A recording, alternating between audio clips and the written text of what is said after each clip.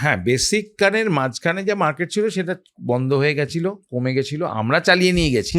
আমরা যারা এই সময়ের শিল্পী, যারা আমাদের কন্টেম্পোরারি, তারা কিন্তু আমরা নতুন গান চালিয়ে নিয়েছি, এখনও চালিয়ে যাচ্ছি। আমরা এখনও বছরে নিজেদের এই যে ক্যাসেট উঠে গেছে, সবই উঠে গেছে, এখন আমরা ইউটিউবে নিজেদের চ্যানেলে, সোশ্যাল মিডিয়াতে নিজেদের গান নিজেরাই প্রডিউস করছি, নিজেরাই লিখছি, নিজেরাই শ্যুট করছি, মিউজিক বানাচ্ছি, ভিডিও শ্যুট হচ্ছে, প্রোডাকশান কস্ট পুরোটাই নিজেরা বেয়ার করে।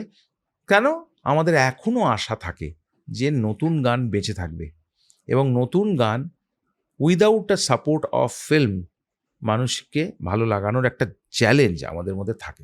সিনেমা যখন গাইছি তখন তো সিনেমা গাইছি, কিন্তু আমিও এটাও পাশাপাশি মনে করি যে নতুন গান গিয়ে যারা আমরা, মানে আমি ব্যক্তিগতভাবে বলছি যে আমি তো আর সিনেমার আর্টিস্ট হিসেবে, প্লেব্যাক সিঙ্গার হিসেবে মানুষের কাছে পপুলার নই, সেটা পরে হয়েছে আমার, কিন্তু শুরু তো করেছিলাম বেসিক, একদমই তাই।